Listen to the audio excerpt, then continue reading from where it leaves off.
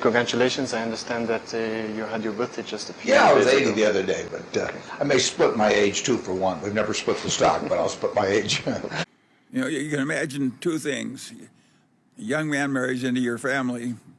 He's a English professor at, say, Swarthmore, or he works for Chevron.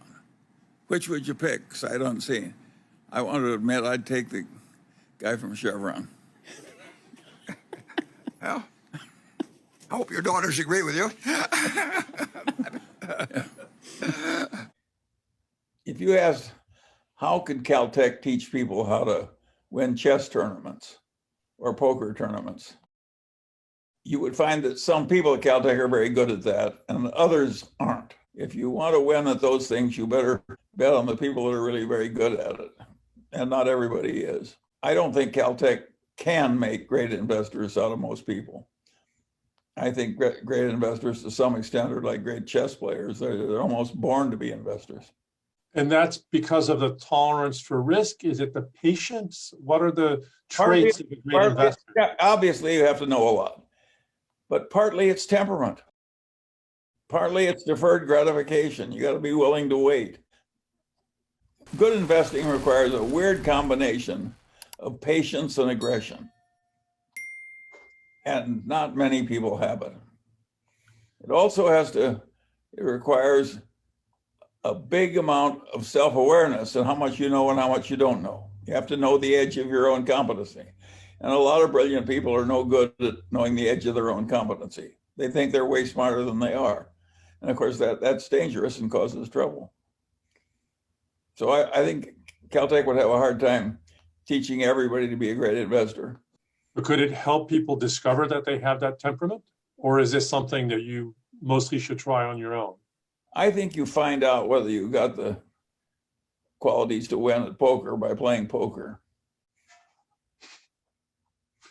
That's a very empirical approach, Charlie. Yes, but I think it's right. Have you ever bought anything on Amazon? My assistant has bought for me. She's bought quite a few books for me. Books? Yeah. What was the last book you had her buy on Amazon? I'm not sure I remember, but actually, they were older books that I've already got in my library, but it's too much trouble to try and find them in my library, so I just buy another copy. How many? We had this one guy, and he was a wonderful, wonderful, wonderful guy. He done all kinds of things for me and Charlie. And he developed Alzheimer's. We saw him very infrequently, and I think he sort of got himself up for the event, if he would see it. So he really ran this company with Alzheimer's for a couple of years, and finally it became obvious. But I really thought that was a pretty good test, that you should buy companies that are good enough so that a guy with Alzheimer's can run them, you know. I mean, I hope they fly it with a CEO someday, you know. I'm talking up this new yardstick. About learning from your mistakes, the best thing to do is learn from other guys' mistakes. I mean, it's like, Patton used to say, it's an honor to die for your country. Make sure the other guy gets the honor, So our approach is really to try and learn vicariously. We have no predetermined course of action whatsoever at Berkshire. We have no strategic planning department. We don't have any strategic plan. We react to what we think are opportunities. I also want to say proudly that we have no mission statement. No.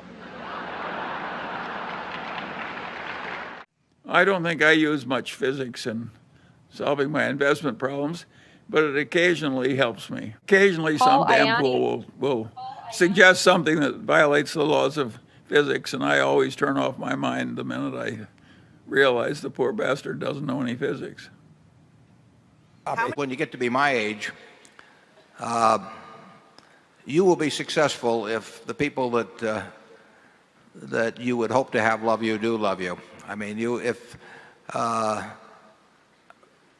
Charlie and I know a few people that have got a lot of money and they get testimonial dinners and they get their names on buildings, and the truth is nobody loves them, and not their family, not the people who named the buildings after them. It's sad, and unfortunately it's something you can't buy. I mean, Charlie and I have talked a lot of times if we could just buy $1 million worth of love. It would be so much more satisfactory than to try and be lovable. But it doesn't work that way. If you want to be a good evaluator of businesses, an investor, you really ought to figure out a way, without too much personal damage, to run a lousy business for a while. I think you learn a whole lot more about business by actually struggling with a terrible business for a couple of years than you learn by getting into a very good one where the business itself is so good that you can't mess it up. Charlie, you said growing up during the meeting, a little kid asked you, and you said, people didn't like me much when I was growing up, so I realized I had to get rich and be generous for them to like me. Do you really care if people like you? Well, my taste for hatred is not unending.